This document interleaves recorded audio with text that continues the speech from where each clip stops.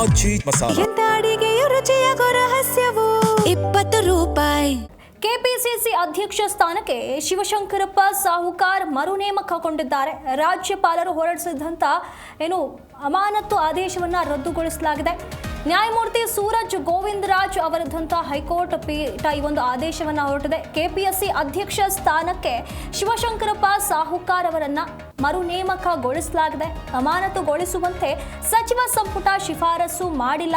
ರಾಜ್ಯಪಾಲರು ಸಚಿವ ಸಂಪುಟದ ತೀರ್ಮಾನವನ್ನಷ್ಟೇ ಅನುಸರಿಸಬೇಕು ಅಂತ ಹೇಳಿ ಆದೇಶವನ್ನ ನೀಡಿದೆ.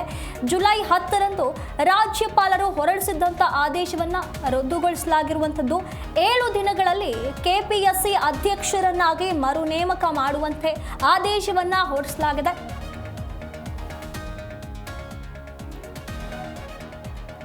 ಈ ವಿಚಾರವಾಗಿ ಈಗ ಹೊಸದಾಗಿ ಒಂದು ಆದೇಶವನ್ನ ಹೊರಡಿಸಲಾಗಿರುವಂಥದ್ದು. ಇಲ್ಲಿ ರಾಜ್ಯಪಾಲರು ಹೊರಡಿಸಿದಂಥ ಅಮಾನತು ಆದೇಶ ಏನಿತ್ತು ಅದನ್ನ ರದ್ದುಗೊಳಿಸಲಾಗಿದೆ. ಕೆಪಿಎಸ್ಸಿ ಅಧ್ಯಕ್ಷ ಸ್ಥಾನಕ್ಕೆ ಶಿವಶಂಕರಪ್ಪ ಸಾಹುಕಾರ್ ಅವರನ್ನ ಮರು ನೇಮಕ ಮಾಡಲೇಬೇಕು ಅಂತ ಹೇಳಿ ಆದೇಶವನ್ನ ಹೊರಡಿಸಲಾಗಿರುವಂಥದ್ದು.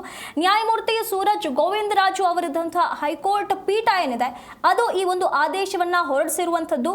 ಇಲ್ಲಿ ಅಮಾನತುಗೊಳಿಸಬೇಕು ಅಂತ ಹೇಳಿ ಸಚಿವ ಸಂಪುಟ ಶಿಫಾರಸು ಮಾಡಿಲ್ಲ. ಇಲ್ಲಿ ರಾಜ್ಯಪಾಲರು ಸಚಿವ ಸಂಪುಟದ ತೀರ್ಮಾನವನ್ನ ಅಷ್ಟೇ ಅನುಸರಿಸಬೇಕು ಅಂತ ಹೇಳಿ ಆದೇಶವನ್ನ ನೀಡಿರುವಂಥದ್ದು. ಹಾಗಾಗಿ ಜುಲೈ 10ರಂದು ರಾಜ್ಯಪಾಲರು ಹೊರಡಿಸಿದಂಥ ಆದೇಶವನ್ನ ರದ್ದುಗೊಳಿಸಲಾಗಿದೆ.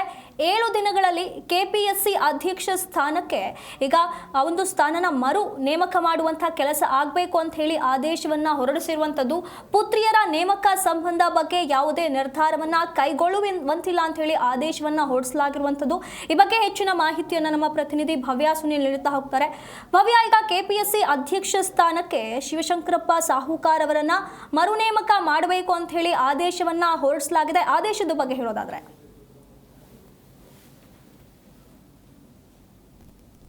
ಕೂಡ ನಡೀತಾ ಇತ್ತು. ಇವತ್ತು ಹೈಕೋರ್ಟ್ ಅಲ್ಲಿ ಕೂಡ ಇದರ ಬಗ್ಗೆ ಮಹತ್ವದ ಬೆಳವಣಿಗೆ ಕೂಡ ನಡೆದಿರುವಂತದ್ದು.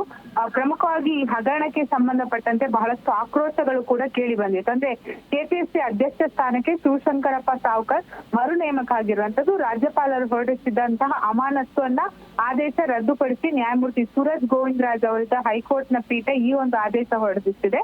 ಪ್ರಮುಖವಾಗಿ ಅಮಾನತುಗೊಳಿಸುವಂತೆ ಸಚಿವ ಸಂಪುಟದ ಸಲಹೆ ಆಗಿರ್ಬೋದು ಶಿಫಾರಸನ್ನ ಮಾಡಿಲ್ಲ. ರಾಜ್ಯಪಾಲರು ಸಚಿವ ಸಂಪುಟದ ತೀರ್ಮಾನವನ್ನಷ್ಟೇ ಅನುಸರಿಸಬೇಕು. ಹಾಗೇನೆ ಜುಲೈ 10ರಂದು ರಾಜ್ಯಪಾಲರು ಹೊರಡಿಸಿದ್ದ ಆದೇಶವನ್ನ ಸದ್ಯ ಹೈಕೋರ್ಟ್ ರದ್ದು ಮಾಡಿದೆ. ಅಂದ್ರೆ 7 ದಿನದಲ್ಲಿ ಕೆಪಿಎಸ್ಸಿ ಅಧ್ಯಕ್ಷರಾಗಿ ಮರು ನೇಮಕಕ್ಕೆ ಕೂಡ ಆದೇಶವನ್ನ ಕೊಟ್ಟಿರುವಂತದ್ದು. ಅಂದ್ರೆ ಪುತ್ರಿಯರ ನೇಮಕ ಸಂಬಂಧ ಬಗ್ಗೆ ಯಾವುದೇ ನಿರ್ಧಾರವನ್ನ ಕೈಗೊಳ್ಳುವಂತಿಲ್ಲ. ಹಾಗೇನೆ ಕೆಪಿಎಸ್ಸಿ ಅಧ್ಯಕ್ಷರ ವಿರುದ್ಧ ಆರೋಪ ಏನಿದೆ ಅದನ್ನ ಕೋರ್ಟ್ ಇನ್ನೂ ಕೂಡ ತೀರ್ಮಾನ ಮಾಡಿಲ್ಲ.